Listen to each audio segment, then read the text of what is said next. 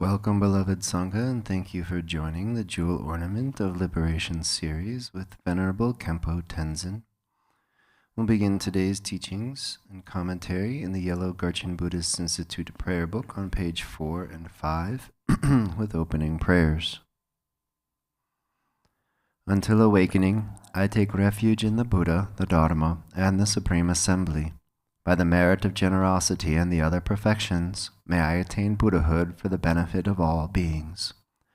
Until awakening, I take refuge in the Buddha, the Dharma, and the Supreme Assembly. By the merit of generosity and the other perfections, may I attain Buddhahood for the benefit of all beings. Until awakening, I take refuge in the Buddha, the Dharma, and the Supreme Assembly. By the merit of generosity and the other perfections, may I attain Buddhahood for the benefit of all beings. May all mother sentient beings, limitless as space, have happiness and the causes of happiness. May they be free from suffering and the causes of suffering. May they not be separated from the happiness that is free from sorrow. May they rest in equanimity, free from attachment and aversion. May all mother sentient beings, limitless as space, have happiness and the causes of happiness. May they be free from suffering and the causes of suffering. May they not be separated from the happiness that is free from sorrow. May they rest in equanimity, free from attachment and aversion. May all mother sentient beings, limitless as space, have happiness and the causes of happiness. May they be free from suffering and the causes of suffering. May they not be separated from the happiness that is free from sorrow. May they rest in equanimity, free from attachment and aversion.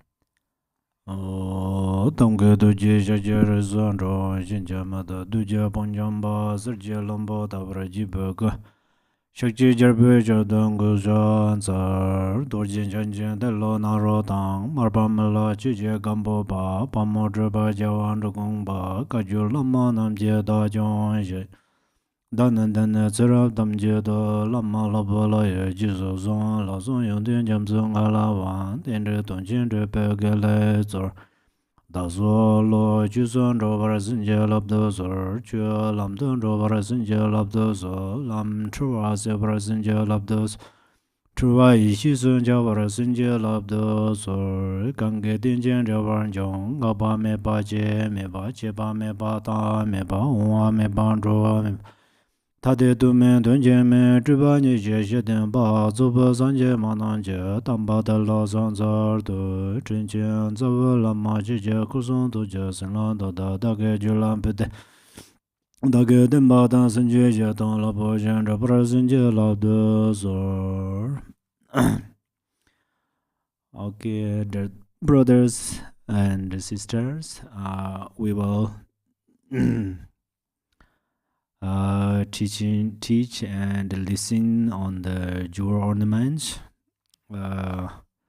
Gampoba, and today we are on the third perfection, which is patience. Actually, when we practice Dharma, there are many teachings and many practices. For instance, there are many teachings through Sutrayana, and also there are many teachings about Vajrayana, and also there are teachings about path instructions. So we are going to practice all of them, but how to practice is we are going to bring the essence of these practices. If we cannot collect the essence of these practices, then it's our practices are a cause of enlightenment, but its fruition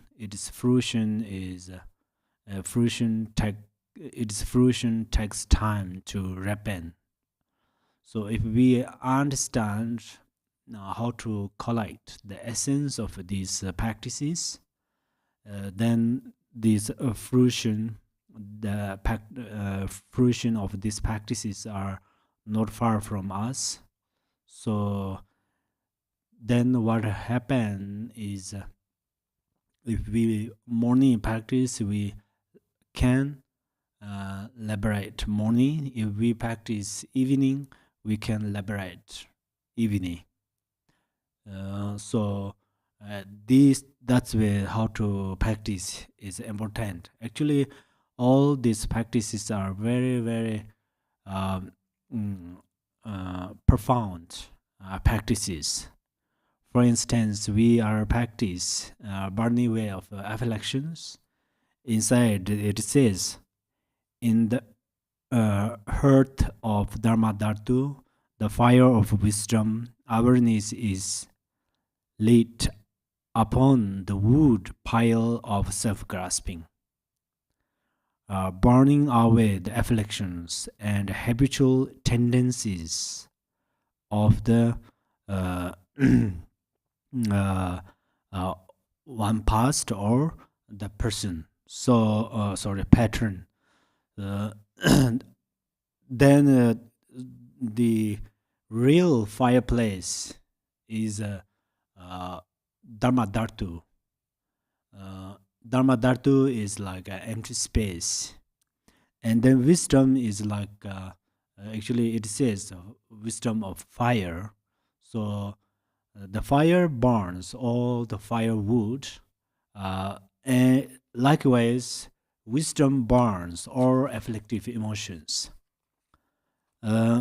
Especially, there are very important thing is, in truth, all objects to be burned and those who burned them are primordially and effortlessly awakened. The self-born wisdom, the natural spontaneous Dharma Kaya appears here. So, as I mentioned earlier, there are Sutarayana methods. For example, Shakyamuni Buddha himself practiced 3 great eons, 3 great countless eons. He accumulated merit. And also, through Vajrayana, Shakyamuni Buddha himself, with one body, with one life, he attained Buddhahood. But there are different paths. Outer path, Sutarayana path is we call outer path. Vajrayana path we call inner path. But there is a secret path. What is that? This is we call path instructions. Path instructions. So why do we call secret path as path instructions? Because instantaneously or immediately we can attain Buddhahood. How can we become Buddhahood immediately? As Gampopa said, the naked awareness of clarity and emptiness undistractedly maintained. This is my path instruction. So our nature state of mind is naked, union of naked and clarity. So we have to understand. So all of these teachings and practices and recitations, the essence is that we are going to recognize the union of clarity and emptiness. So that's where Telopa told to Naropa, if one is willing to achieve the inconceivable truth, then cut the root of mind and place awareness nakedly. So what is cut the root of mind? What is that? So cut means actually we are going to cut our thoughts. Mm. And then after what we gain is we gain the realization. What is that? It's a union of clarity and emptiness. So most of the time we don't have a method how to recognize that union of clarity and emptiness. This Nagarjuna said very clearly that on the unelaborated nature of emptiness plays the mind, which is the unelaborated nature of emptiness. So that's where if there is a blue color of clouds, if I bring a very clear, clean or clear glass, if I put on there, there's no, we can see clearly dark clouds. Likewise, through our paramodule wisdom, watch the essence of mind. So there is no other obscurations. So that's where there is no other covers. That's where whether there is some covers, it doesn't matter. It can vividly can see the essence of our mind or nature state of mind. If we can do that, then it seems we don't want more activities. We in the reality we don't want too much activities, but still we do. Why? Because we can't do. This is a little paradox. We can do lots of hard things, but we can't do very exist thing. The exist thing in this world is to attain Buddhahood, because effortlessly relax and watch the nature state of mind. So this is a very easy thing, but we cannot do. That's why I say it's like a paradox. Otherwise, we can do a lot. We can big mountain make very flat, and we can lead oceans, big rivers to different directions. Yeah, we can fly in the space. We can go underneath the ocean. We can make whole nighttime in the daytime transform into the day. Daytime we can transform into night. Yeah, we can do lots of things, amazing things. These things are not easy things to do.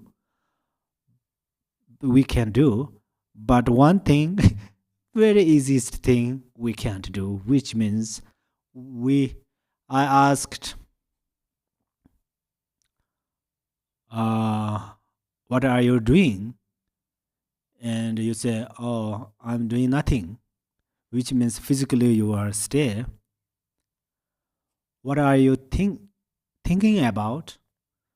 And then probably you say, I'm visualize, I'm retreat, I'm practicing, I am reciting, I am doing other things. Yeah. So, but you may not have answered that nothing. So you, in the reality, how should you effortlessly relax at ease? Is don't want to think about past, don't want to think about future, and don't create anything in the present moment. So then you can reach in the nature space of your mind. So that we could not do. Yeah. If we could do, what is the result of that? And then we have no grasping. We don't have grasping. And then we don't have other afflictive emotions. So that's where we have all. We have grasping, we have ignorance, and so forth, which means we cannot rest at ease in the nature state of mind. That's where then we don't try to cut the root of a tree, but we try to cut of the root of branch of tree for make a path.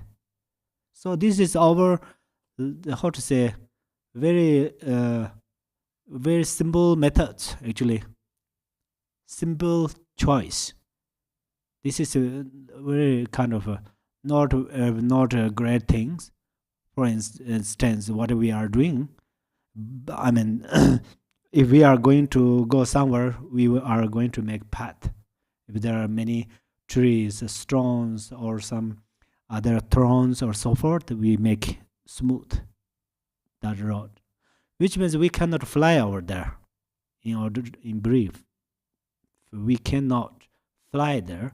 That's where we are going to walk or drive. So that's where we make road. We try to make smooth route. Likewise, now we are teaching and practicing and so forth. Then even we try to rest at ease, a single moment, our thoughts interrupt. That's where we try to cut these obstacles. Usually we say there are maras, something big mouth or some big fence, something like that. We explain about this, but in the reality, our real maras are our afflictive emotions. Yes, if we understand the essence of these afflictive emotions, then they are not maras. They aren't maras, but we don't know that essence of them, the essence of these afflictive emotions. Then our afflictive emotions are over maras. So that's where we try to overpower them, or we try to purify them. So but generally our practice,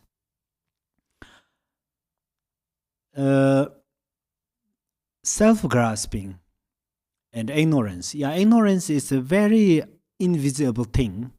Even I try to explain about this, it's so hard to understand.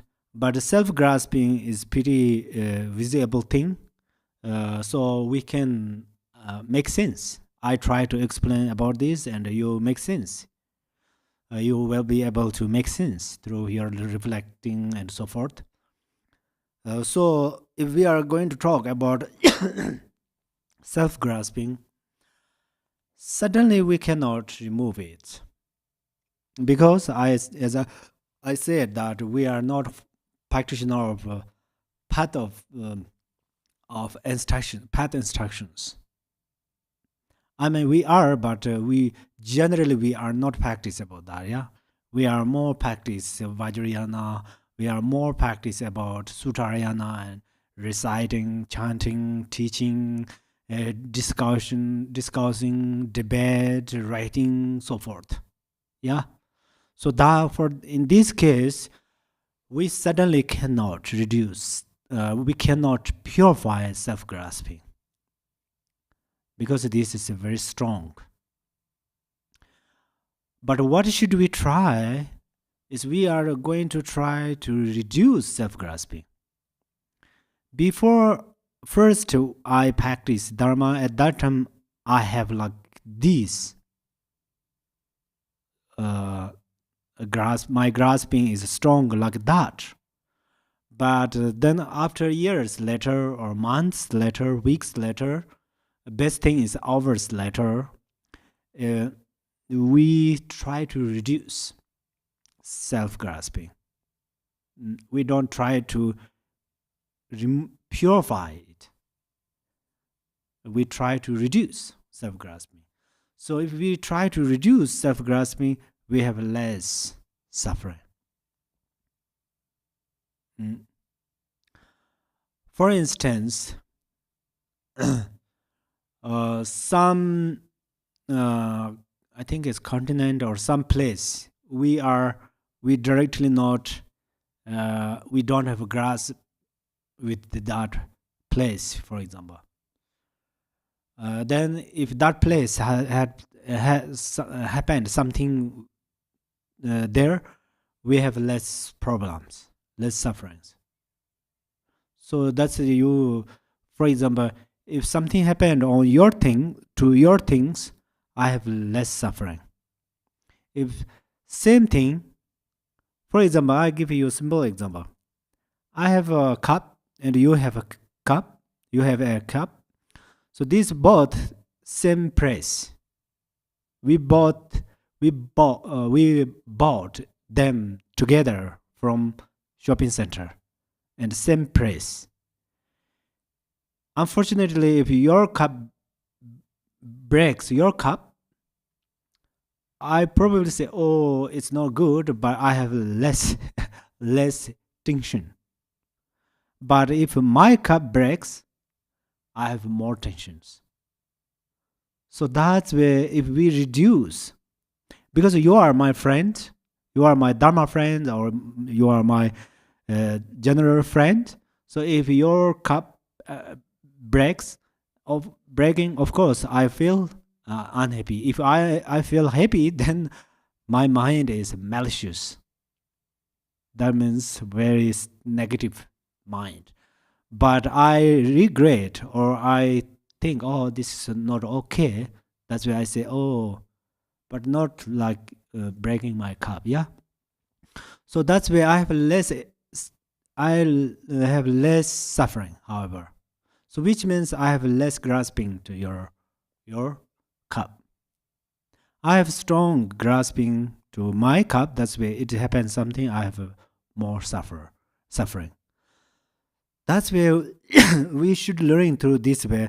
So our practitioners, how much we can benefit other beings. This is of course the very priority practice. But from ourselves, we try to reduce self-grasping, egoistic mind. This is number one. But we are going to try cut the over afflictive emotions because these afflictive emotions bothers a lot to us to our mind. In this world, many people, young, old, many people committed suicide. Even they love their body, they love their life, they love their family and so forth, but they committed suicide because these afflictive emotions bothered their mind. That's where they lost their freedom. So it's very possible it will occur in our life if we don't try to reduce our grasping and we don't try to cut our afflictive emotions. So that's where these methods are how we should cut or how to apply the antidote of these afflictive emotions. So then today we are, if you have this text, page number 182, it says, in brief, through their anger, those in good circumstance find no joy. So I will not explain more because the main reason I already told you.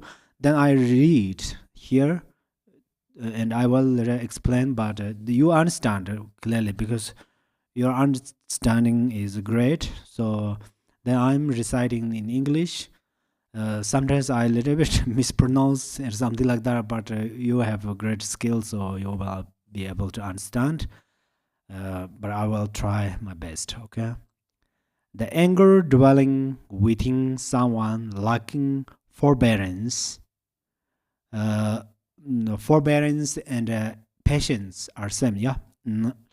Will also show on the outside as a violent demeanor. Through these, friends, relatives, and employees all become fed up with the angry person. Even gifts of money or valuables cannot persuade them to put up with his or her presence any longer.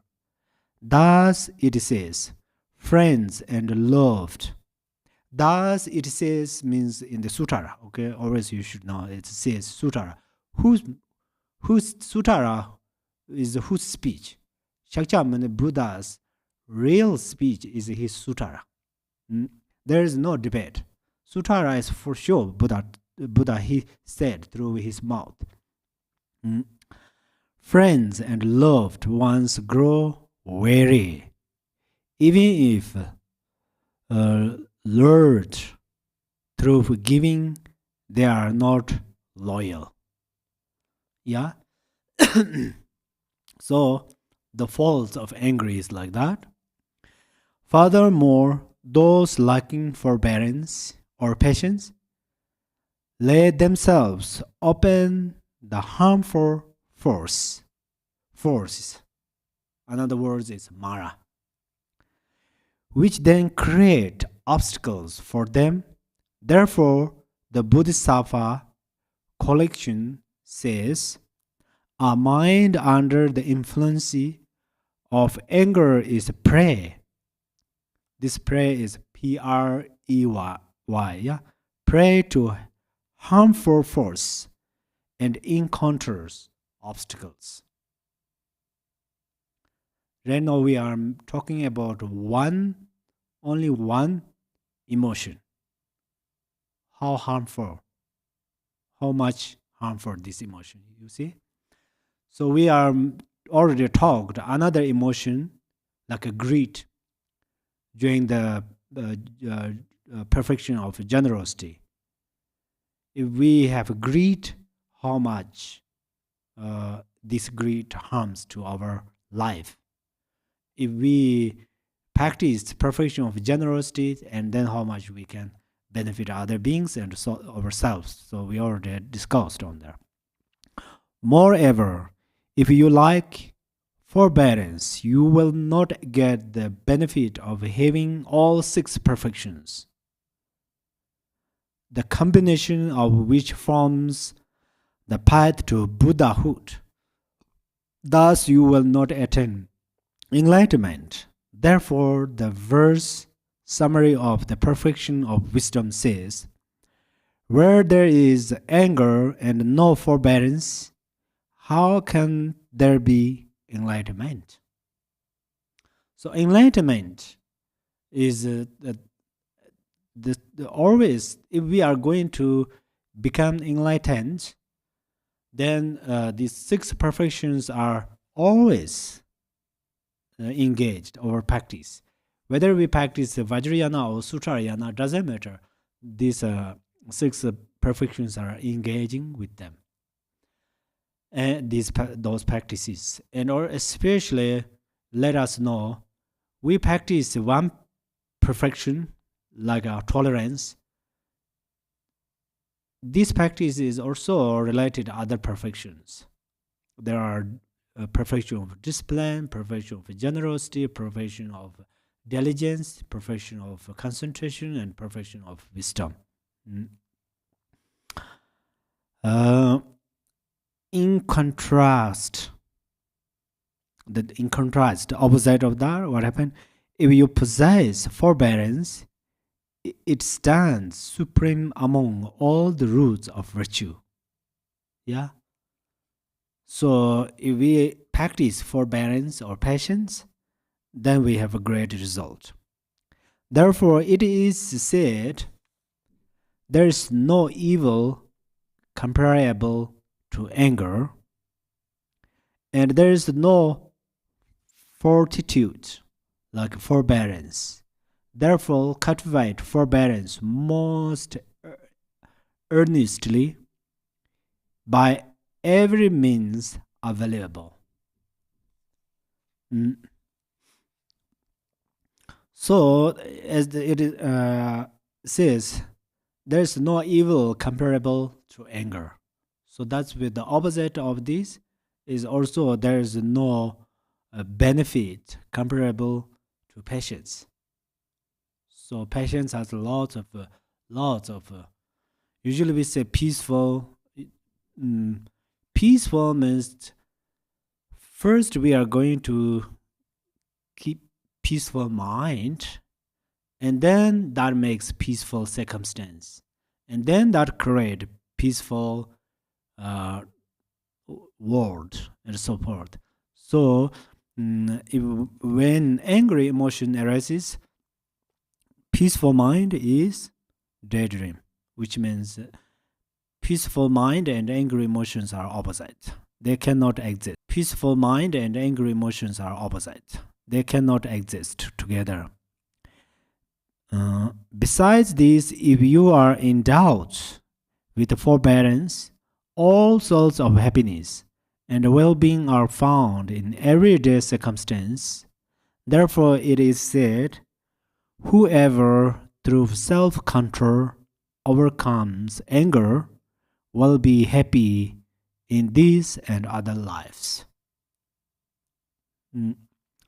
So other lives, if we are talking a little bit about the other lives, benefit of other lives, if we control our anger emotion, Vajrasattva.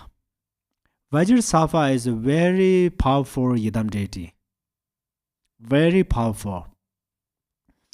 Vajrasattva is the essence of all Yidams. We can say essence of all Yidams. But particularly appears to our like Sambhogakaya. So that's where we recite Vajrasattva's.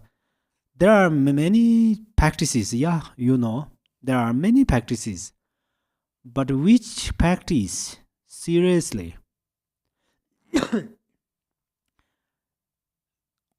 can purify over breaking samaya? Breaking samaya is a very sinful non-virtue, almost speechless. But Vajrasattva, through recitation of Vajrasattva mantra, it can purify. So Vajrasattva's mantra is essence of all the mantras.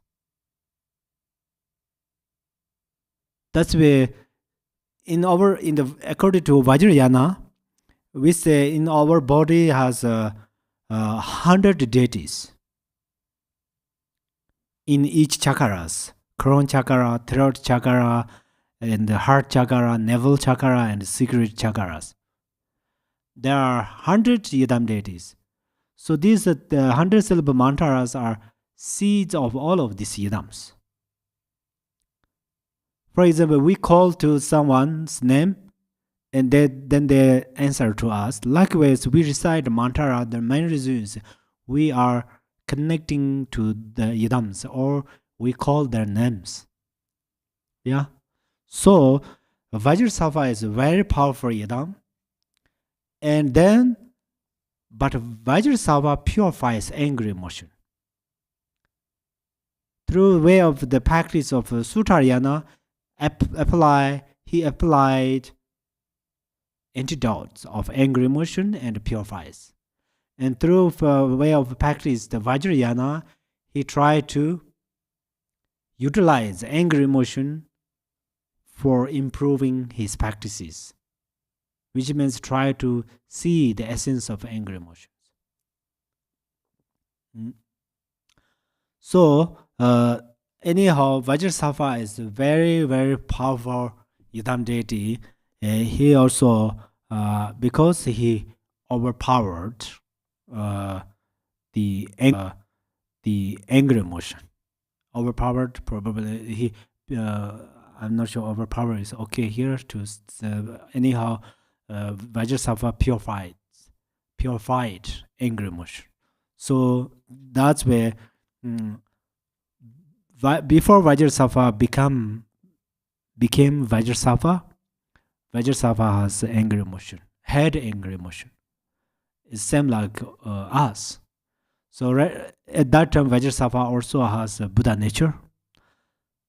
Right now we have a Buddha nature and angry emotion both.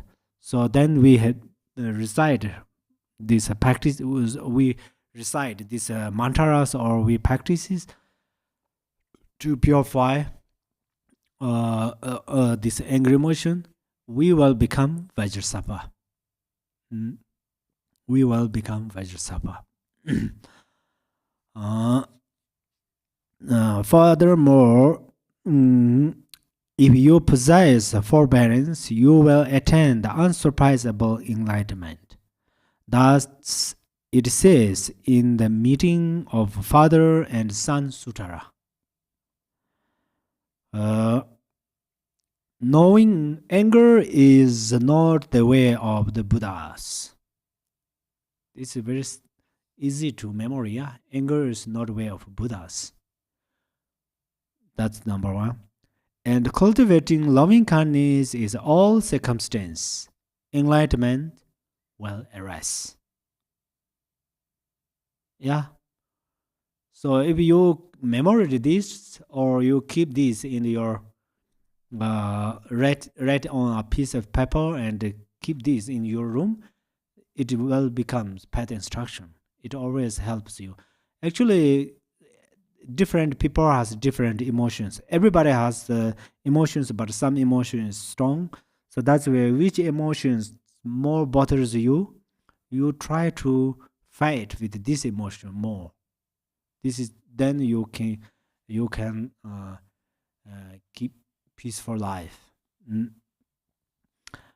The second, the nature of forbearance consists of being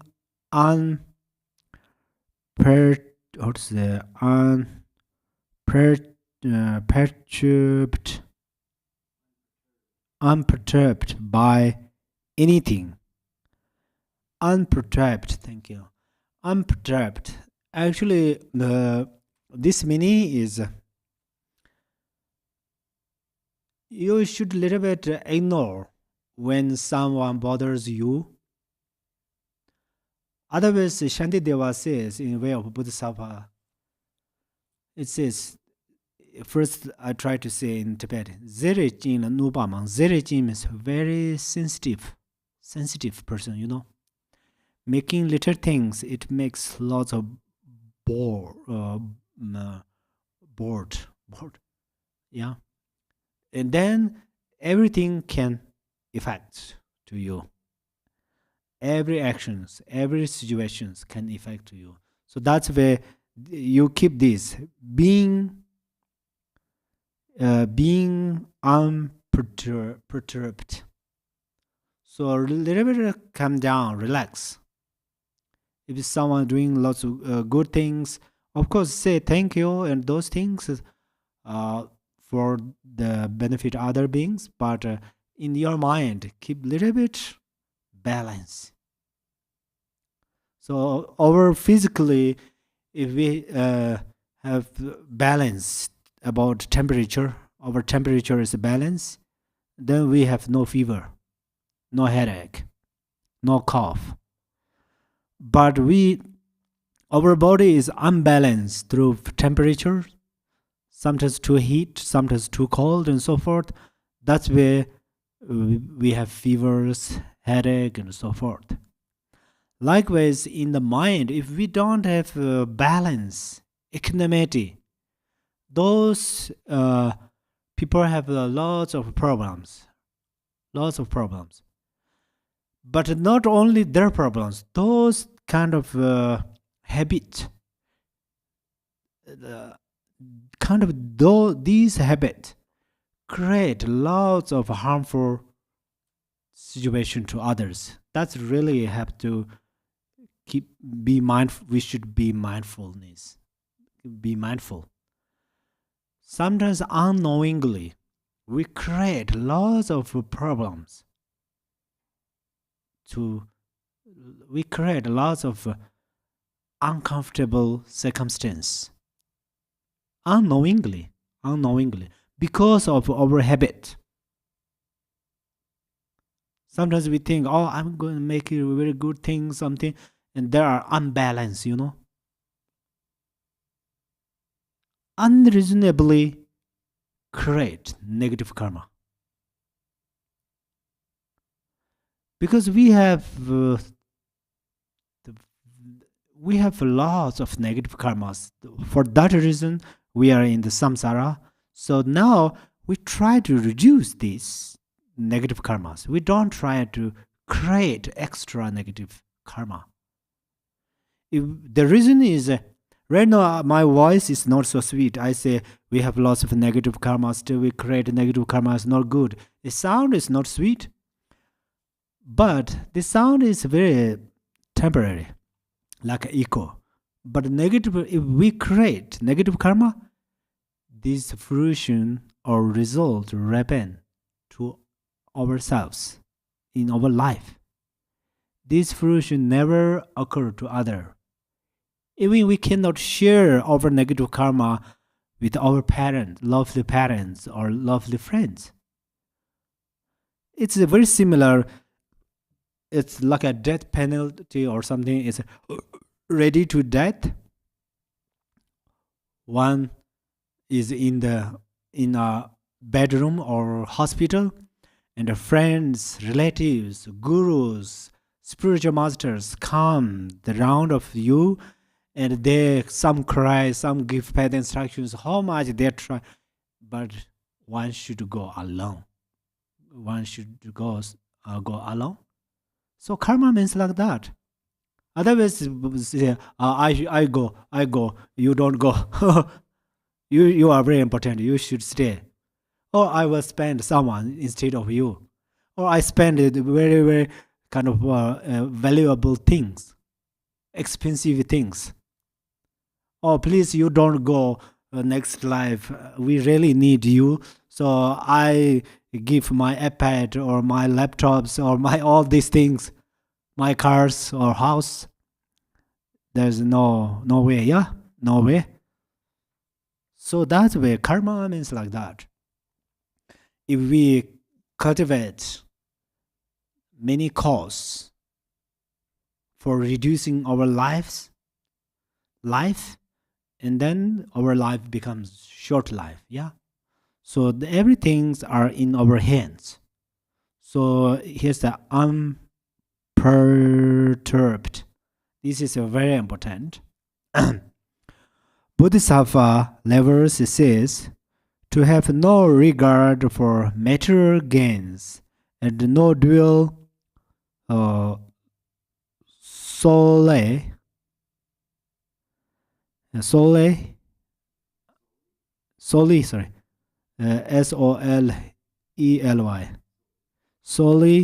in compassion, upside by nothing. Understand this in brief to constitute the essence of the Bodhisattva's forbearance. The third to classify it is different aspects. Classify means there are different kind of forbearance or patience. Forbearance or patience are same, yeah.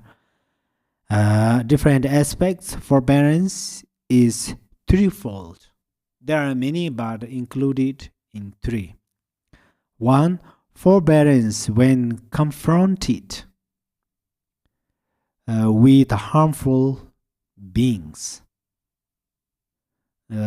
Second, forbearance is voluntary acceptance of suffering. And third, forbearance is confidence born of definite contemplation of the Dharma. Of these, it's one by one explained here. The first is to be forbearance through analyzing the nature of the beings who cause harm. The second is to be forbearing through analyzing the essential nature of suffering itself. And the third is to be forbearing through discerning analysis of the correct nature of phenomena. The first two aspects cultivate forbearance in terms of contemplating the relative, the third in terms of the ultimate. So ultimate, other are pretty easy for you. The ultimate cultivate forbearance. In terms of the ultimate or forbearance as confidence born of definite contemplation of the Dharma.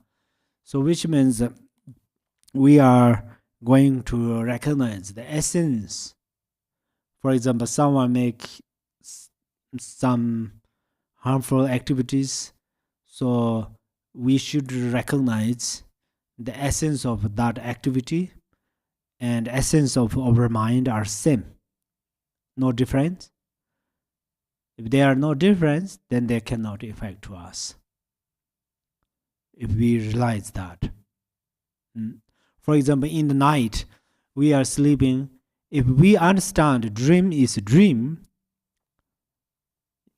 if we understand in the 6 yogas of Naropa, there one is a dream, dream. So at that time, we are going to recognize the dream is a dream. So if we recognize, oh, this is a dream, when we are dreaming, then if we have serious dreams, they cannot make scary. These dangerous things cannot scares to us. No? So because we understand. Likewise, if we recognize the essence of these things, then the harmful things are not harmful things. So this for that reasons, we always try to recognize the essence of mind. Generally, we can say essence of phenomena, but why do I say essence of mind? Because everything included, everything's are included mind. Jersey Tommy Zambo, he said in way of Bodhisattvas. So the all phenomena, everything are only our mind. So if we recognize the essence of mind, then we recognize the essence of all phenomena. Fourth is to explain the essential characteristics of each aspect of these. The first refer to being patient on your part when confronted with situations where someone does something undesirable, such as streak, insult, show hostility, or defame you or your loved ones, or obstructs you from obtaining what you want. What does it mean to be forbearing in such a circumstance? Forbearance means remaining unperturbed, not retaliating in kind, or not holding on to the event in one's mind.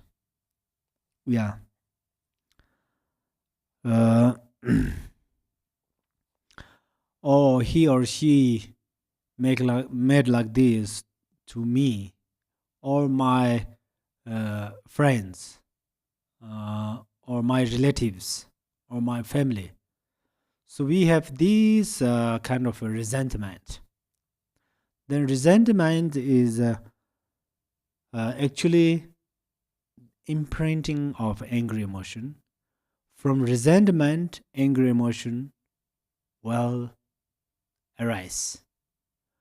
Or first we are angry to some situations and we keep repeat frequently, and then it will become resentment.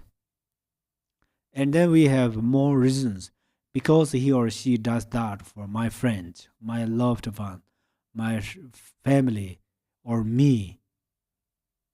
And frequently thinking like that. So then eventually our angry emotion become very strong.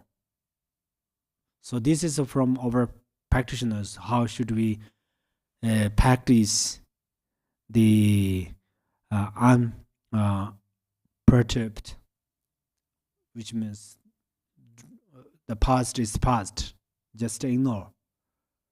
Future is not come yet, just ignore. In this present moment, don't focus others' faults. Try to look at the one's mind.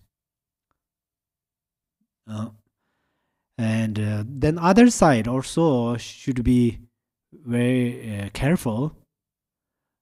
So sometimes one always need to know oneself how much you may make mistakes, with someone, with others, or with family, or so forth. So during the Vajrasattva practice, we have 4 powers. 4 powers. We always say if we are going to purify negative karma or break its samayas, we should apply 4 powers through Vajrasattva practice. So that's where one is we are going to remember. If something happened with someone, of course at that time one thinks this is others' fault. This is immediately our grasping message to us. But you utilize your wisdom. One utilize one's wisdom and should think it happened with how many people, It happened, many people happened to you with many people. That means it's your fault. I cannot say 100%, it's very possible 80 or 90%. So this same situation happened with many people, for example, or many situations. So that's where it has great benefit actually. If we try to look at ourselves or our faults, our own faults, it has great benefit. And then we can confess sincerely, purely. Otherwise we think, oh, this is the other's fault. We try to confess, it's so hard. Still in the mind has some heavy experience. So that's why I always try to see first, this is my own fault. If we cannot say sorry or something in front of those people, we can confess in front of Vajrasattva and other Yidam deities or gurus. So remember has power, because if we can remember our faults and then we confess, it greatly benefits to purify resentment. Even the angry, we have a lot of short tempers or angry emotions. These angry emotions will not be able to become frozen. These angry emotions will become like snowflakes into the water, especially hot water. So these angry emotions arise, disappear, arises, disappear. So if we too much keep many reasons, he or she does that in the past time, last years, and he or she does like this, my family, my relatives, my loved ones, or something like that, and then the ground of our mind is very cold, very cold, and on this ground then falls down some snowflake of angry emotion, then it will become frozen. It will become frozen, and then small angry emotion becomes very stronger, and it's very possible to make big mistake, very big mistake. Yeah, there are many examples. So then peace, if we try to create peaceful mind, it's so difficult. Even if we meditate, it's uncomfortable. Even we recite some sadhanas, uncomfortable. Even we are traveling some places with the friends or something, uncomfortable. So that's where the peaceful mind and resent minds are totally opposite. So now we are mentioning this method, how to do. So the Dharma teaching actually, it talks reality things. Only there's things we say, oh, pure land, somewhere has some pure land, Amitabha's pure land, or other some kind of Rinasambhava's pure land, and so forth. It's still we can say, oh, where is them? It's okay. Sometimes we have a question. So some questions are good. And then where are them? How like there's something like that, and eventually you get great result. Reason. After you get this reason, after you got that reason, and then your mind is very certain. So that's where sometimes it's a good thing. But other things, these anger emotions bothers to us a lot. Is it true? Definitely. I'm stay here. I confidently say yes because I have this experience, and I think you have same answer. And likewise, if we practice forbearance, then it is peaceful mind, peaceful experience. Is it true? I confidently say yes, and you too. Yeah, same answer.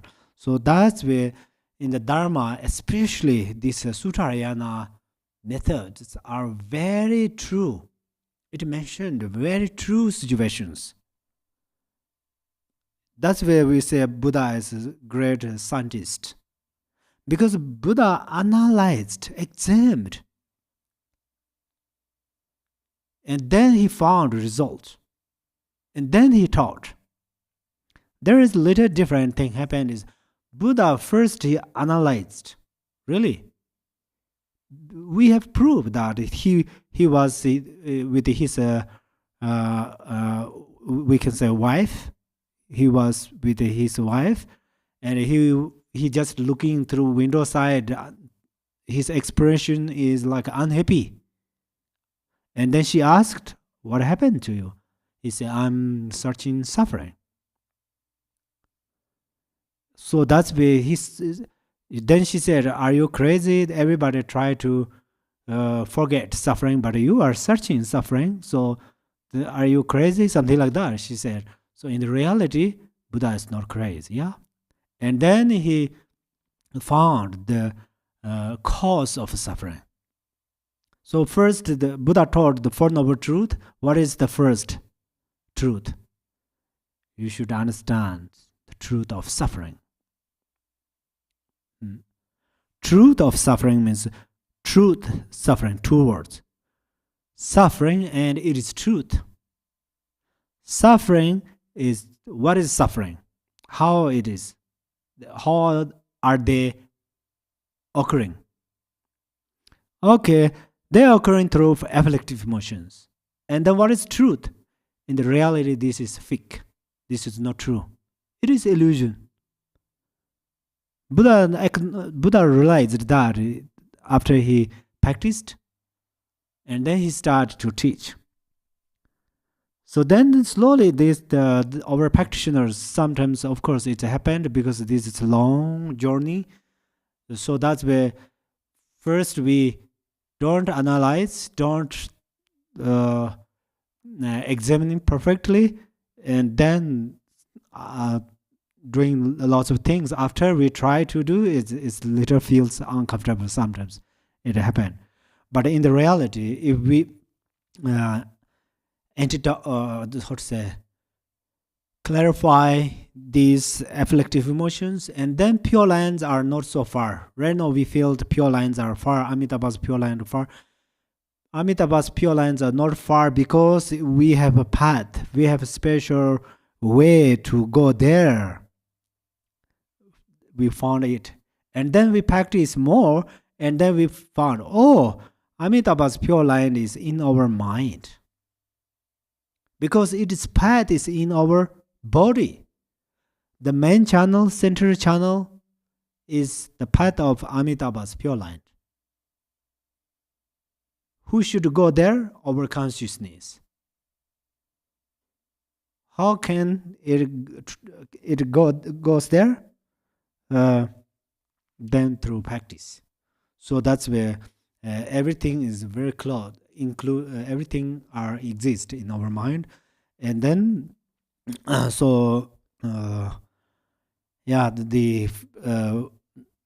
in this case, the main point is we don't keep resigned mind. This is very important.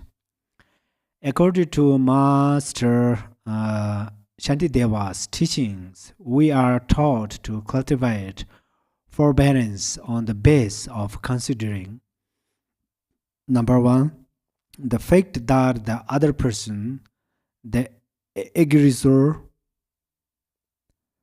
has no control. Aggressor has no control. So this word is very powerful because it's lead over compassion. If someone shows us like a action of angry emotion, we think, oh, they have no freedom. Aggressor, which means they have no freedom. No freedom.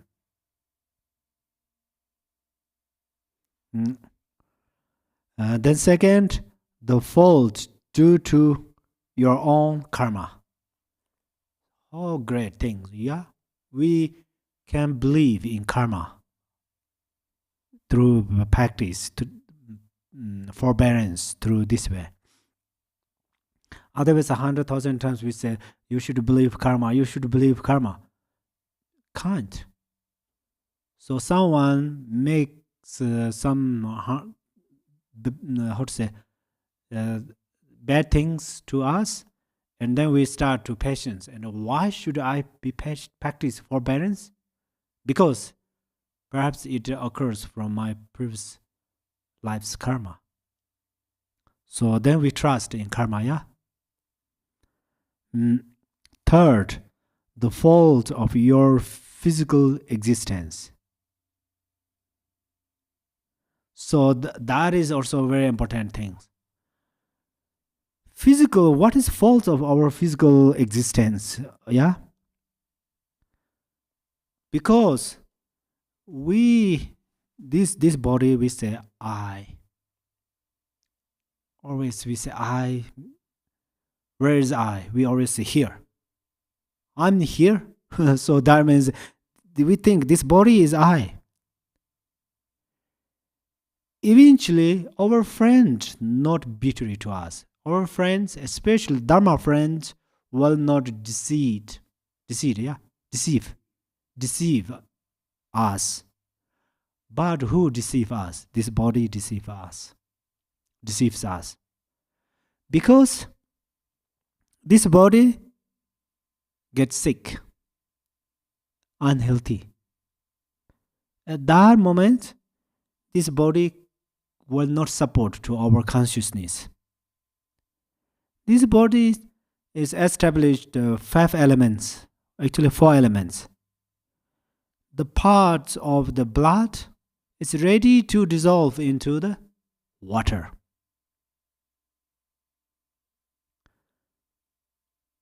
That's where people are ready to die, their mouth and the nose becomes dry, yeah?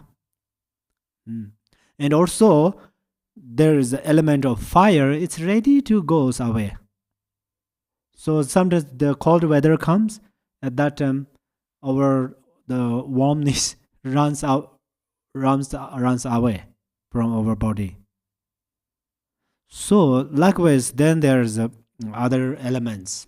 The flesh and bones will dissolve into earth, and then breath will dissolve into air. So that's where this body we take care a lot, almost too much, but eventually it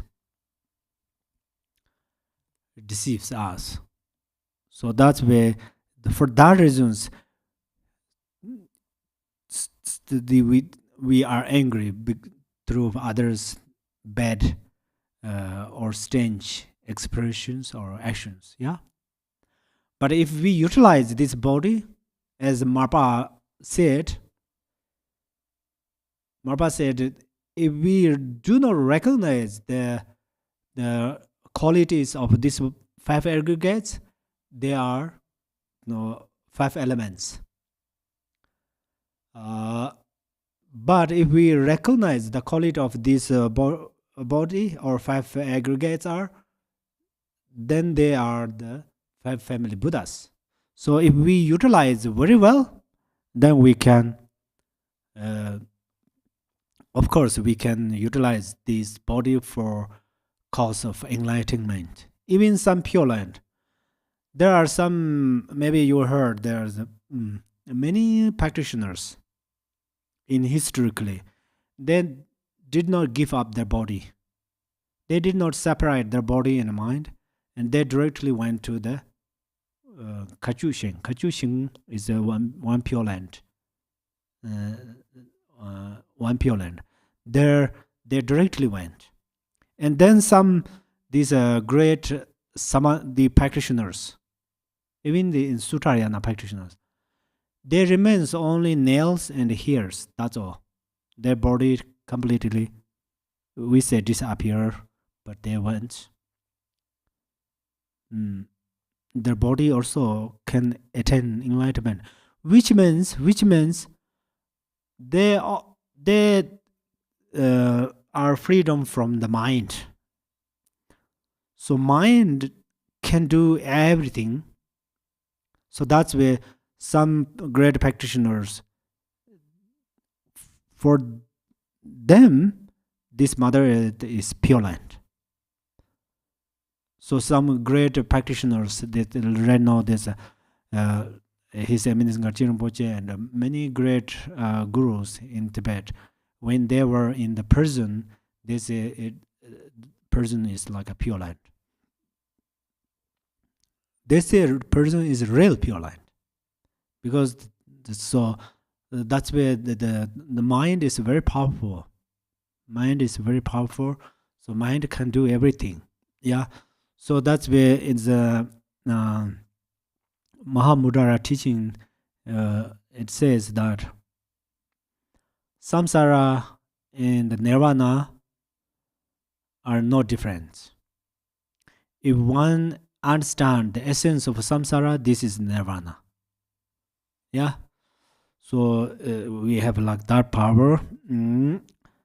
Fourth, for the fault of your mind. Yeah, mind is, maybe you are confused.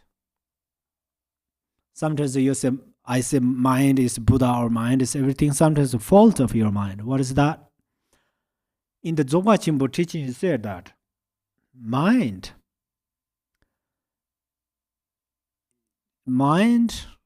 we call different names.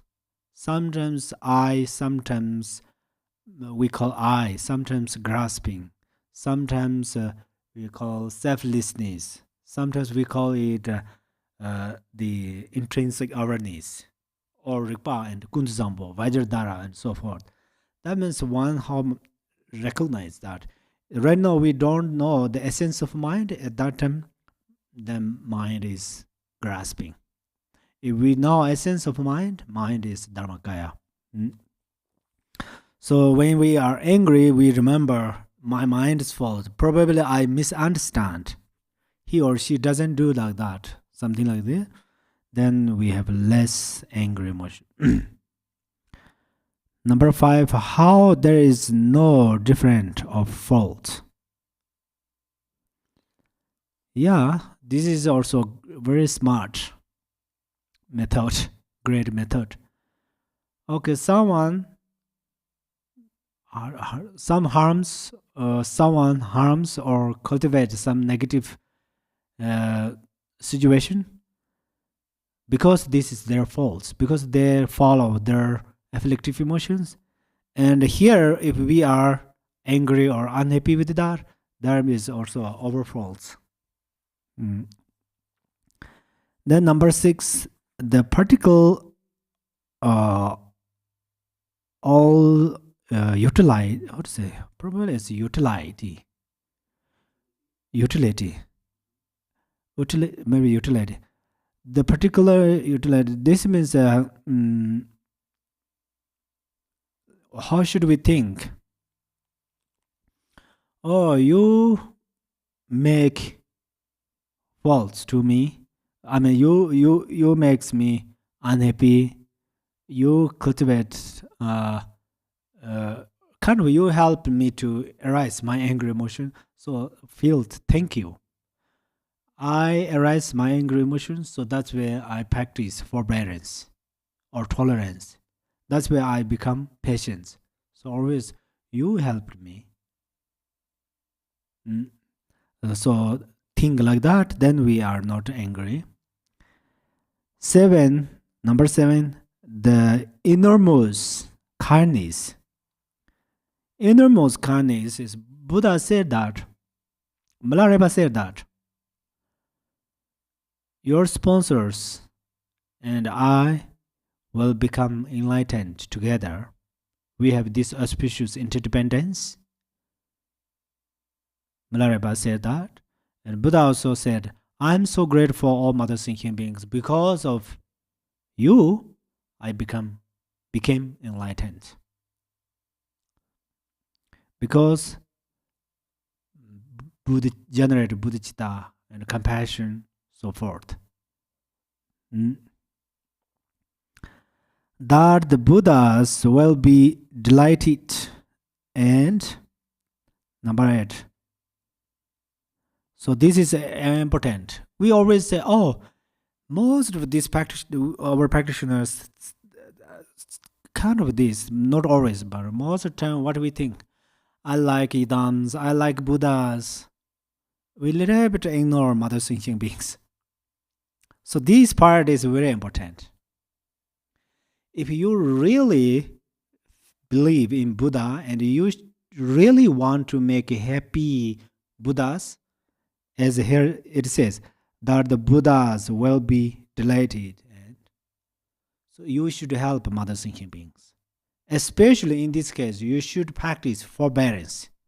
If you practice forbearance with your enemies or so forth, then Buddhas will be delighted.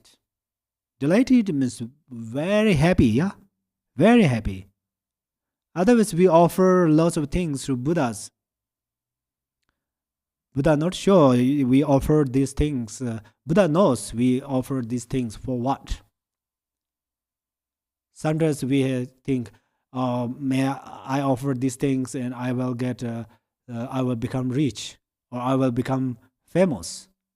We have many expectations. I don't mean those Dharma brothers, sisters who offer those things. You have that feeling, but I mean, it's very possible. Sometimes our mind mixed with outwardly concerns.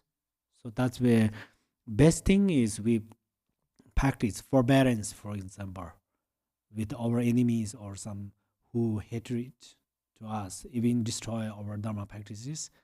then Buddhas were delighted. So if we know, oh, when Buddhas are happy, our mind is happy because our mind is Buddha.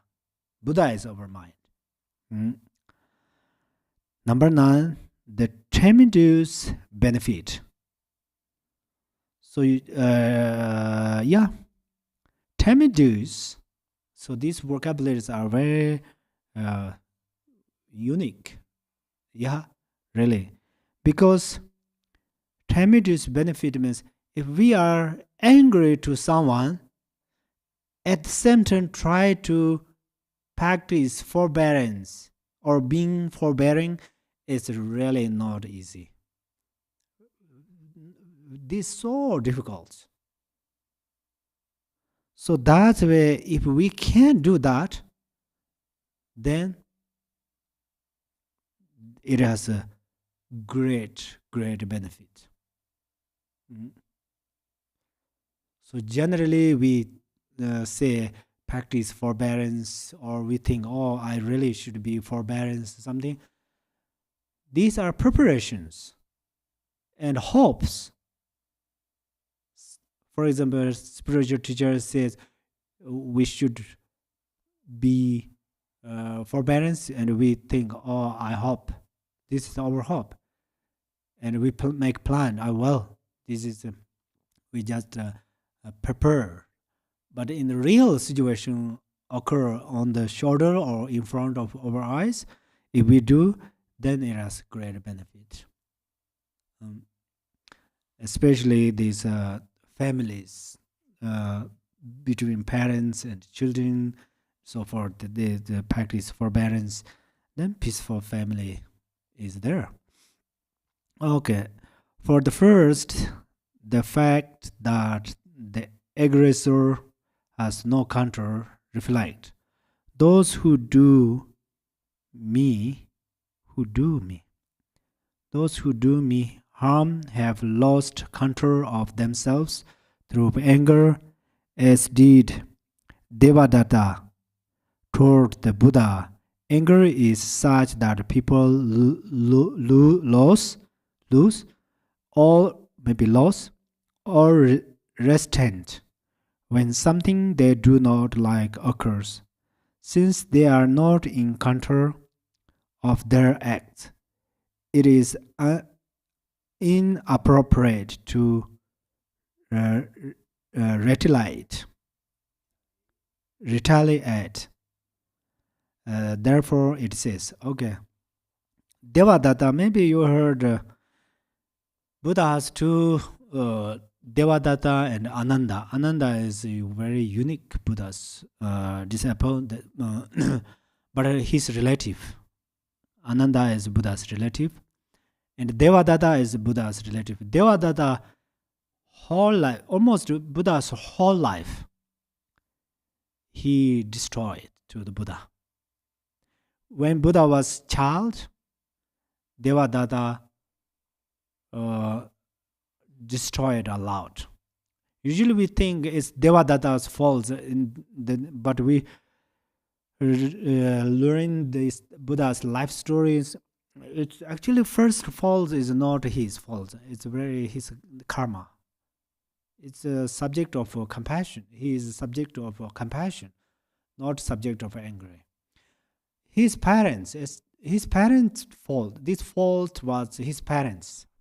The reason is Buddha will become king because Buddha was a prince, and Devadatta is Buddha's brother's son. So for that reason, then Buddha, his mother passed away after she gave him birth. She gave birth him after 7 days. Then Buddha's mother passed away. So that's where then the Devadatta's parents has a big misunderstanding. They miscalculated that their child, their son, Devadatta, will become, king. Another hope is Buddha doing Buddha's father king is a very good person, was a very good person. That's why he took care of Devadatta, almost like his son. That's where they miscalculated. They thought there was big hope. So that's where then when they were young, Devadatta and Buddha were young, they spent school. And then Buddha's wisdom is very special wisdom.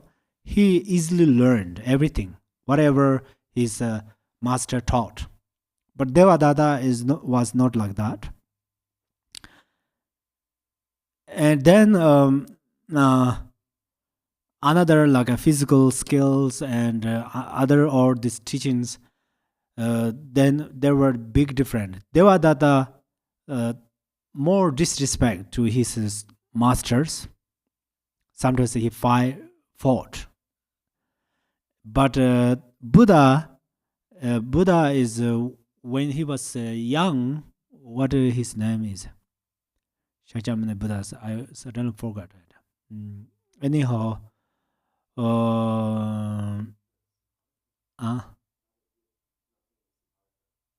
Siddhartha. Sorry. Thank you. Yeah, Siddhartha. When Siddhartha he was school, he respected his masters and so forth, and then they grow, and then they have a different plan. Buddha did not have to become king, did not have a desire to become king, but Devadatta had that because his parents talked to him a lot. And his parents taught a lot to Devadatta, how destroy to Siddhartha, and you should become a king and so forth. So that's where Devadatta grows like that circumstance. And then he became adult and something like that. Then he knows a lot. He has many skills how to harm others, especially Siddhartha. Yeah. So anyhow, the man actually related his karma, but the circumstance, he grew like that. That circumstance. And then Buddha has naturally, he likes to meditate and so practices. So that's where they have a different karma. Anyhow, they always being together. So that's where Devadatta always destroyed to Buddha. Even Buddha attained Buddhahood. Siddhartha became Buddha, became enlightened. Still, how to say, Devadatta tried to destroy a lot. But then Buddha practiced patience. Buddha never reacted any negative things to the Devadatta. So of course then we don't want to angry to Devadatta because our Buddha is Shakyamuni Buddha. So if Shakyamuni Buddha did not angry Devadatta, why do we? So that's where perhaps Devadatta right now Devadatta become enlightened. Who knows? So, but anyhow, our practitioners, what should we learn here is, our practitioners, we are nothing make any mistakes. We are simply practice. We try to help other beings. We share our Dharma experiences with Dharma brothers and sisters. But someone particularly tried to destroy to us. It happened, okay? It happened. Even Milarepa, he was in the mountain cave. There was almost no bird and other animals, but some Maras came there. They tried to destroy a lot of his meditations. Likewise, if they have like that, then we have, for sure, we should know we have many obstacles, or some particularly destroy. Particularly, in the reality, with nothing to do. We did not any negative speech towards them, or we did not any, but some particularly came and create suffering, problem, or some obstacles. So that's where we should learn how Buddha practiced with Devadatta, and then we practice tolerance and forbearance, and then we become great practitioner. So we have to know that this is not only about the anger emotion, okay? Like sickness. During the practice, during the retreat, sometimes we got sick, we got different obstacles.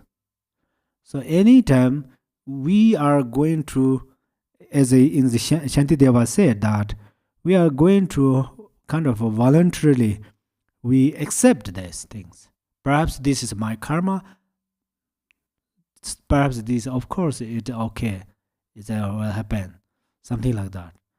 Otherwise, we have a big hope that during the practice, we don't need any obstacles.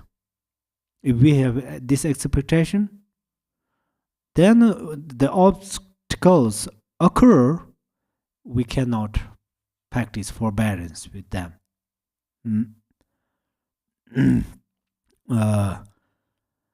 So then we cannot remain unperturbed. So then these problems become very serious. Anger is such that people lose all restraint. This I read, yeah, I read. Since they are not in control of their acts. This also read. Okay. Therefore, it says, all beings are thus under some influence and are, by that very fact, not in control of themselves. Knowing this, someone will not become angry toward concrete realities that are but mental projections. Considering the fault of your own karma means to reflect. The harm that I am experiencing now is a hurt arising through something quite similar that I did in a previous existence. Therefore, it is not fating to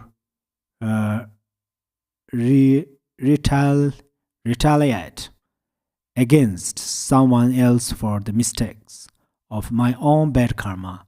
Hence, it is said, since I harmed sentient beings in former times in just this sort of way, it is fitting that this harm should come to me now for my aggression. Considering the fault of your physical existence means reflecting, if I did not have this body, then the others, weapons, and so forth, would have nothing to harm. The actual hurt occurs through the presence of this body, and from that point of view, it is not right to retaliate. Thus, his weapon and my body are both cause for this suffering. He brought the weapon, and I my body. So who should I be angry at? Considering the fault of mind involves reflecting, this mind of my did not take on a really good body, one that could not be harmed by others. By having karma, having taken a lesser and vulnerable body, vulnerable body, it is afflicted by harms. Therefore, since it is my own mind that caused such a body to be mine, it is not right to retaliate against someone else. Thus it says. That it says means also Buddha's Suttara. A human body is like a sword. It cannot bear to be touched. As it was, I craving blindly who took it on. With whom should I get angry for harms it encounters? Considering how there is no difference of fault means to reflect. Some, through ignorance, make harm. Others, through ignorance, get angry at them. Who among them is faultless? Who is at fault? It's very important. So if we can memorize or keep these are very helpful. As this is the case, you should avoid the faults and practice forbearance instead. Considering the practical utility means that to develop forbearance, you need to have a source of harm. Through cultivating forbearance, wrongdoings are purified and the accumulations are perfected. Through perfecting the accumulations, there will be enlightenment. Therefore, having harm is incredibly useful. And so you should practice forbearance. In dependence on them, many wrongs are purified because of my forbearance. Considering the innermost kindness means to recognize that without the perfection of forbearance, enlightenment will not be achieved. And cultivate forbearance, the presence of perpetrators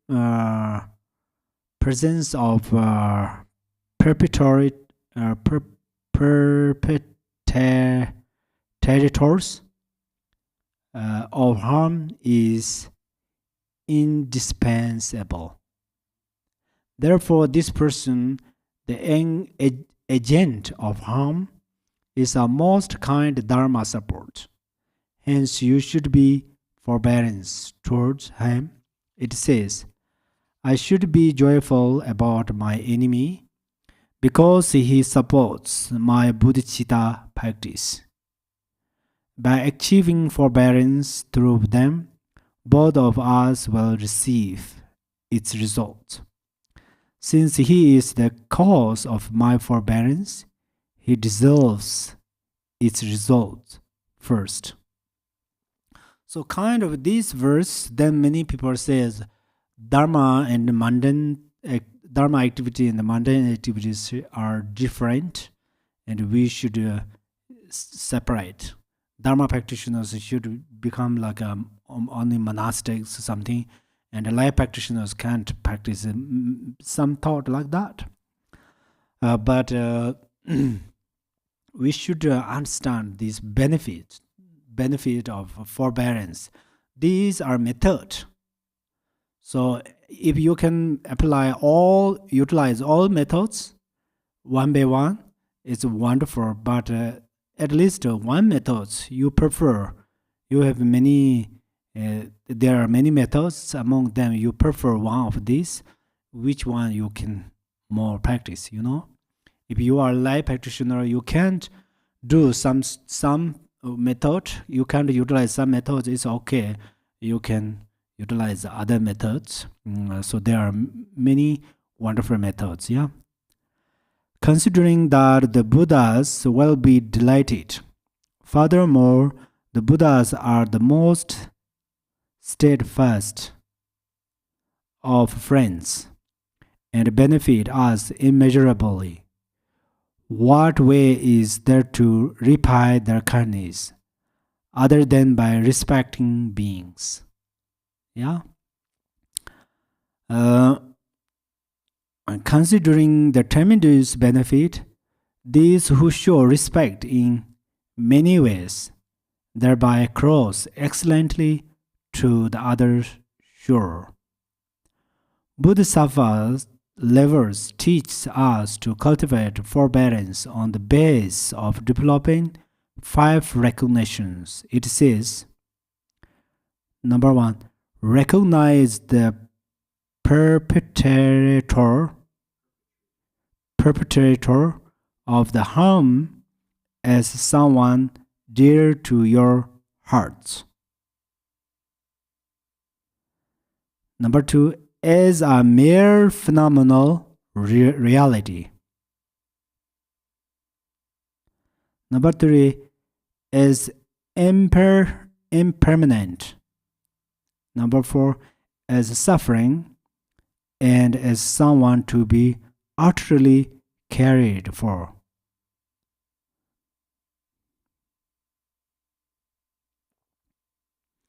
So these practice bodhicitta.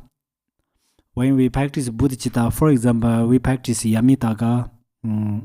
There are 2 ways of practice of bodhicitta: the ultimate level and the relative level. In the relative level, we generate our compassion towards mother sentient beings.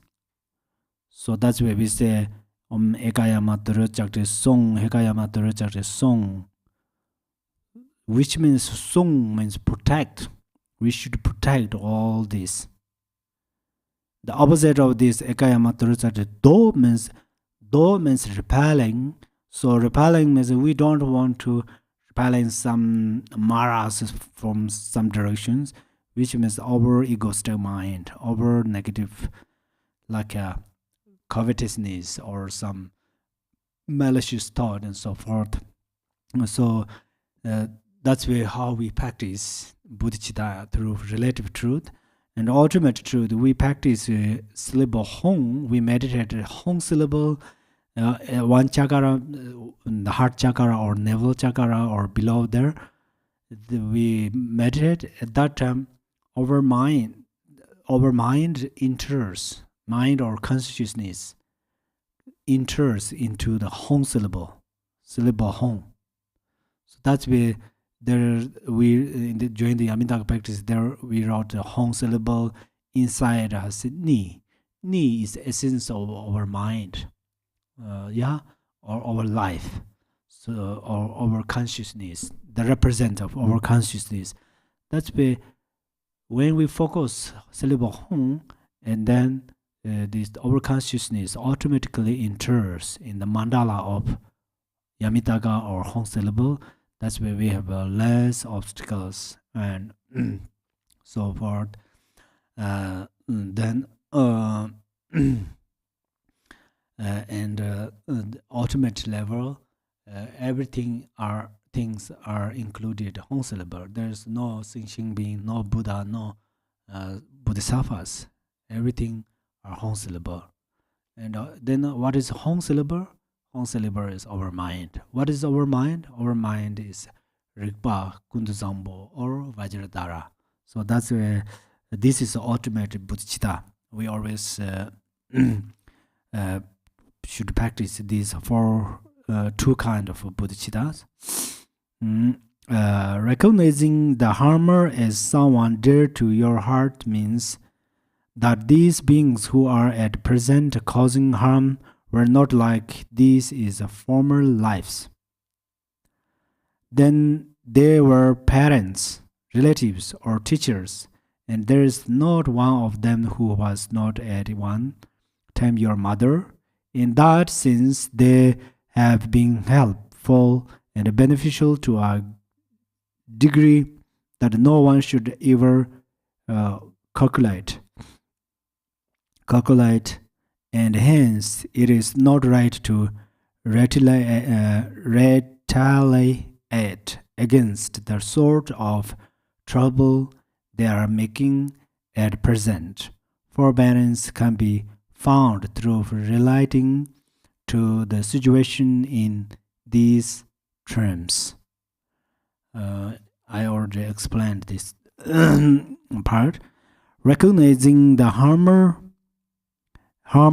as a mere phenomenal reality means that the harm that is taking place is dependent on conditions. As such, it is no more than mere notions, mere phenomena. There is no even the slightest trace of an instigator, a life or a sentient being who is being abusive, or who can strike you, defame you, or obstruct your activities. Practice forbearance through notions like this. So everything is karma, cause and effect, and this karma, cause and effect is related conditions, situations.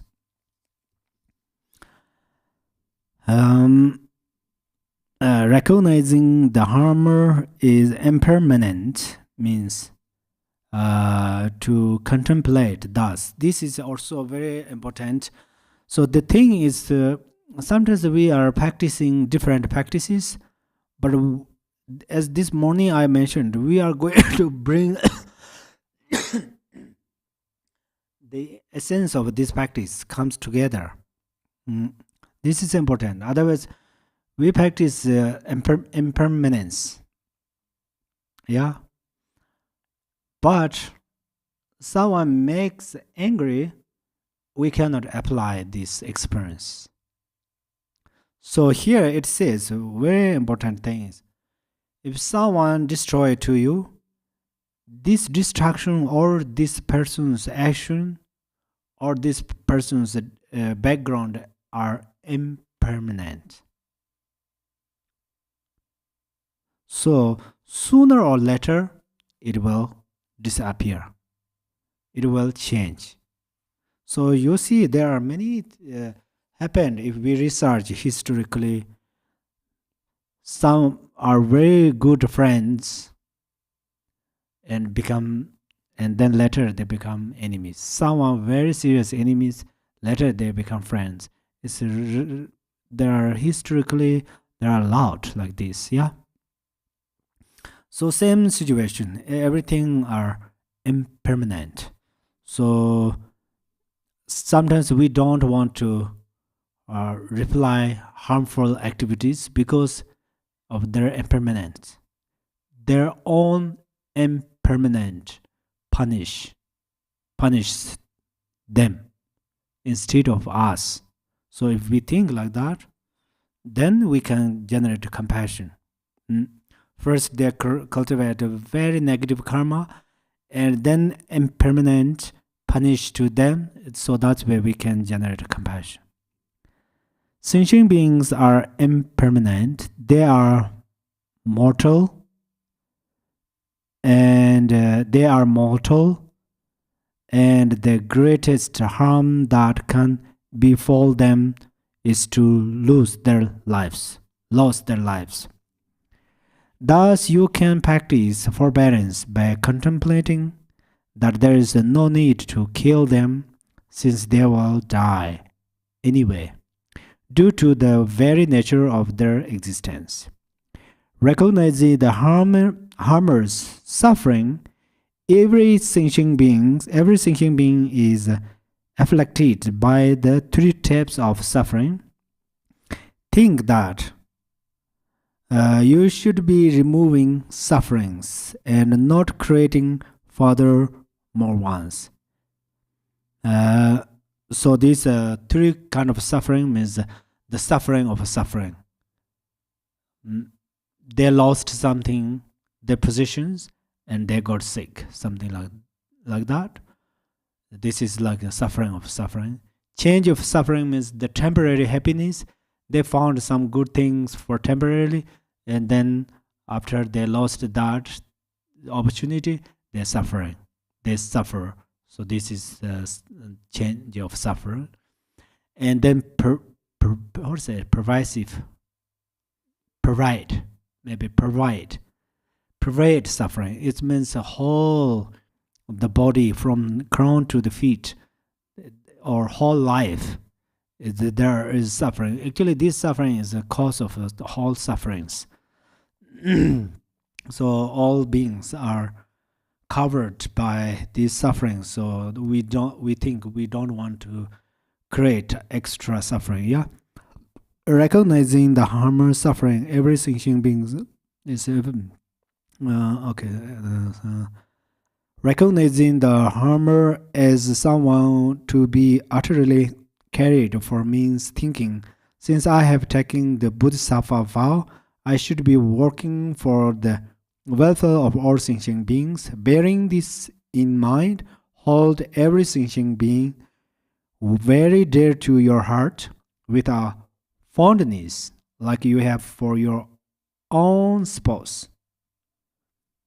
Give rise to forbearance by seeing that it is not fitting to retaliate for trivial harms done by someone treasured so dearly. Easy to understand. So, yeah, some all mother sentient beings. We say all mother sentient beings. That's why our consciousness travel since the beginningless time till now. So they cannot rent this body always. That's why they rent different bodies. At that time, every sentient beings have parents. So that's where these beings are our loved one or our spouse or our own spouse or so forth. We remember like this, and then we practice patience. The second aspect of forbearance is voluntary acceptance of suffering. Means accepting joyfully and without regret all the sufferings involved in achieving highest enlightenment. It says in Bodhisattva levels, it is to accept the 8 sorts of suffering, such as those who do one's traveling and so forth.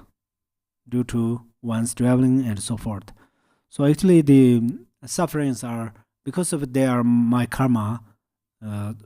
If we think the best method is that because of my karma, now I am suffering or these obstacles occur.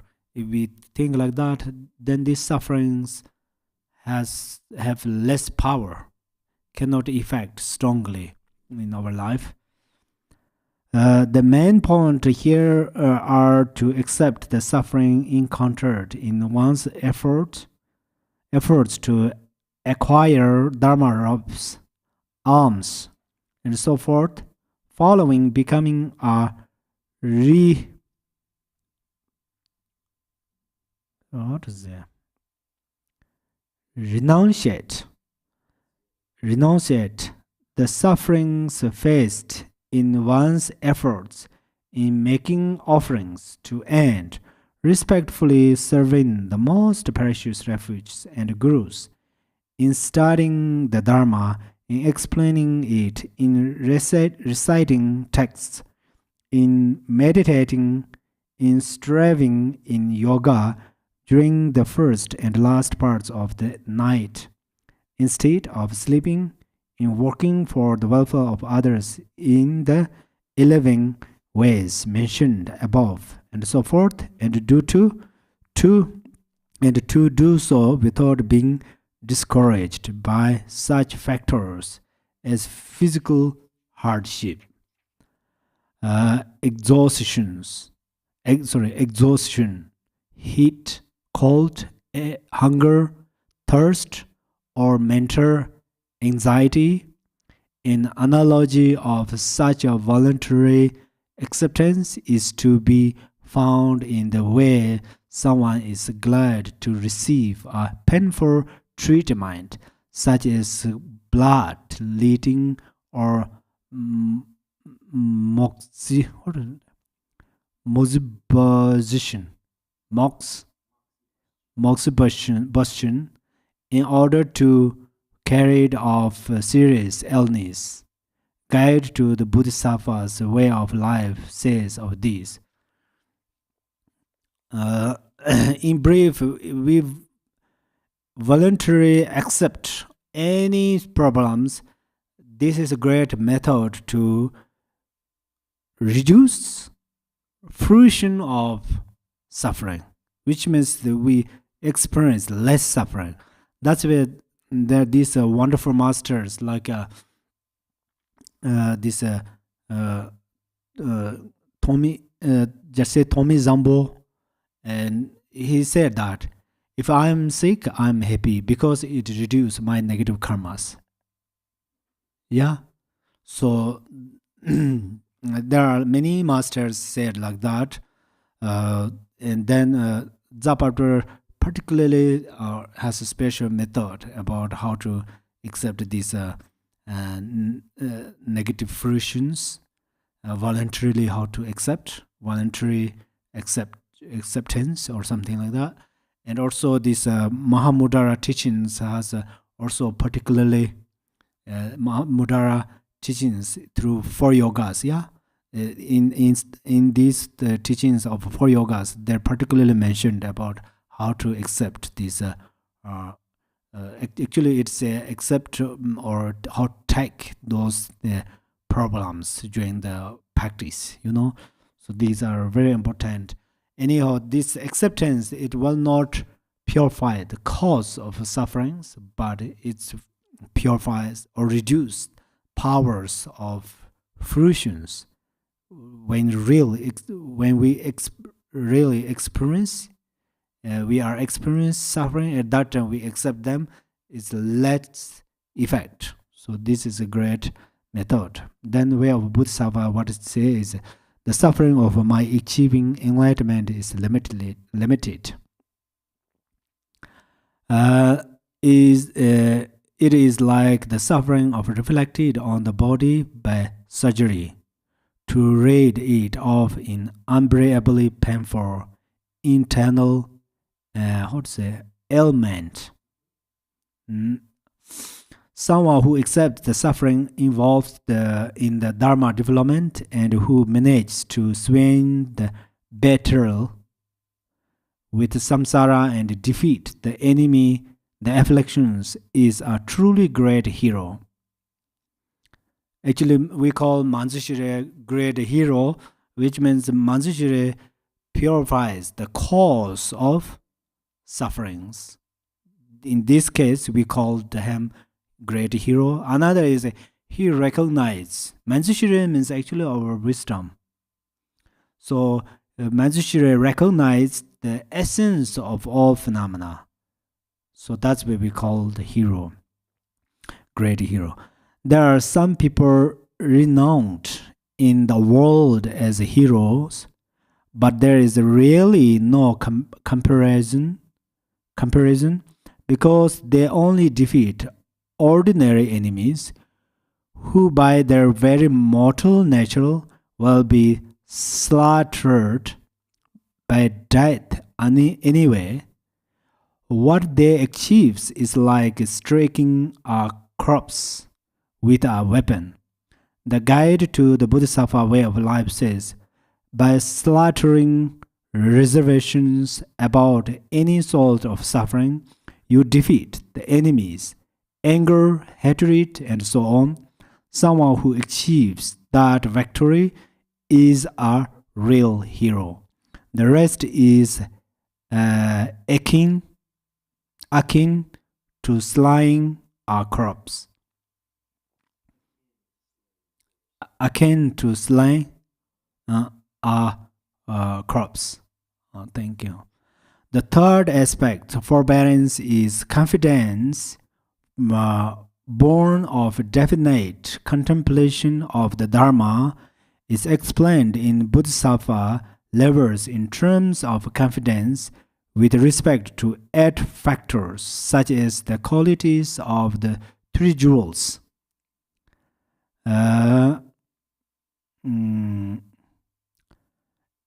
It also relates to the forbearance born of contemplating the meaning of suchness, that is, the emptiness of the 2 types of self-entity. The fact that how forbearance can be increased refers to it being enhanced by means of pristine awareness, wisdom, and dedication. Actually, this we mentioned a few times like that. So, pristine awareness means you understand the essence of a phenomena or non-duality, and then through wisdom, you should recognize the illusory things. The harsh words are illusory things, harmful actions are illusory things, like dreams, like rainbows, like echoes, and so forth. And then dedication. Dedication is like a great, how to say, very safety house. If you have some precious things, you put inside of this house, and you look at that door, and then this precious thing always remain in that house. It's same like that. This is as already explained earlier in the contrast of the perfection of generosity. Yeah, the 6th, how it can be made pure, refers to forbearance being supported by emptiness and compassion, as explained earlier. Yeah, this also actually we discussed on there. So, as Milarepa said, if you recognize the emptiness, then you can generate compassion. So, it seems emptiness means just nothing, but then how can can generate the compassion? Maybe you think like that, because this you recognize emptiness. There's all phenomena are emptiness. But these mother thinking beings are like a children. So they don't recognize that emptiness. That's where they always follow attachment and aversion. Then they have a big hope and fear, and then they have lots of suffering. So they hope to attain some happiness, but they experience suffering. That's where we can generate compassion towards them. The servant, because of this realization of emptiness, support to you to arise compassion. Yeah. The 7th, the fruits of forbearance should be understood as twofold: temporary and ultimate truth. The ultimate fruits is temporary and ultimate fruits. The ultimate fruit is to attain unsurpassed enlightenment. Bodhisattva's level says, vast and immeasurable forbearance will result in great enlightenment. Relying on these, Bodhisattvas will become purely most excellently and perfectly enlightened. In the meantime, the temporary fruits, even though not intentionally sought, are to attain in every future existence a beautiful form, good health, fame, and acclaim, a long life, and the attributes of the universal monarch. Thus, guide to the Bodhisattva's way of life says, while in samsara through forbearance, one obtains beauty and so forth, and will live long, with the absence of illness and with fame. One will attain the one will attain the delights of a universal monarch. This concludes the 14th chapter on the perfection of forbearance in this ornament of precious liberation, a wish-fulfilling gem of sublime Dharma. Okay, thank you so very much. And let us dedicate our merits through our bodhicitta. Okay.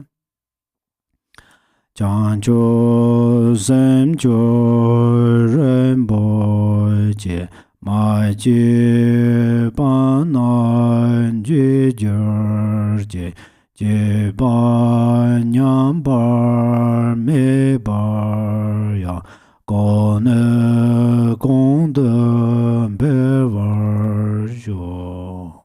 May bodhicitta, the precious and supreme mind, arise in whom it has not yet arisen. Where it has arisen, may it not decline, but ever increase higher and higher. Thank you so much. Have a wonderful time and may you have happy and long life.